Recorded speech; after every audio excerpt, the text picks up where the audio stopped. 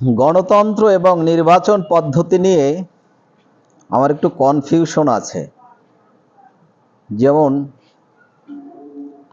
সকল মানুষের ভোটে কোনো ব্যক্তিকে রাষ্ট্র পরিচালনার দায়িত্ব দেওয়া অথবা কোনো দলকে রাষ্ট্র পরিচালনার দায়িত্বে নিয়োজিত করা। যেমন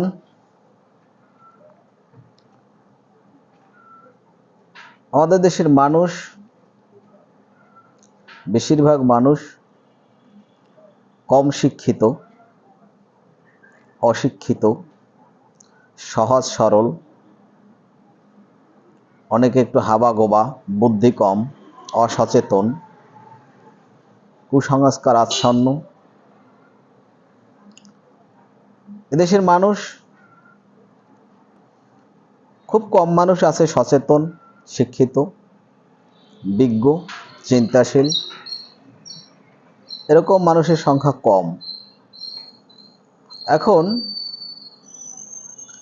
যদি বেশিরভাগ মানুষ দেশের অযোগ্য হয়,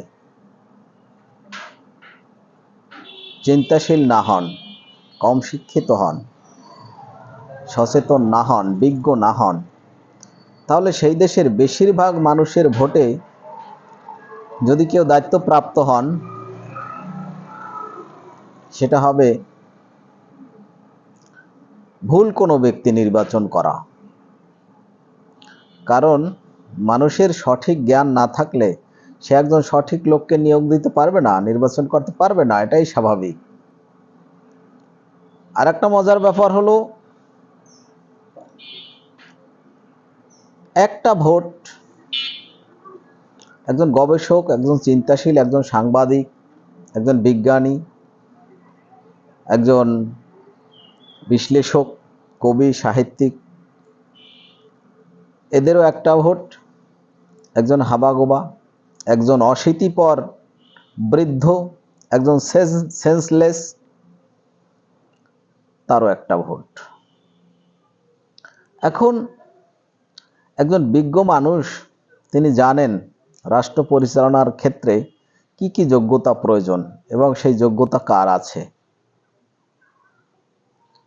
রাষ্ট্রের বড় বড় ব্যাপার রয়েছে, মন্ত্রণালয়, সংবিধান, সচিবালয়, পররাষ্ট্রনীতি, স্বদেশ নীতি, আইন বিভাগ, বিচার বিভাগ, এগুলো অনেক বড় বড় ব্যাপার।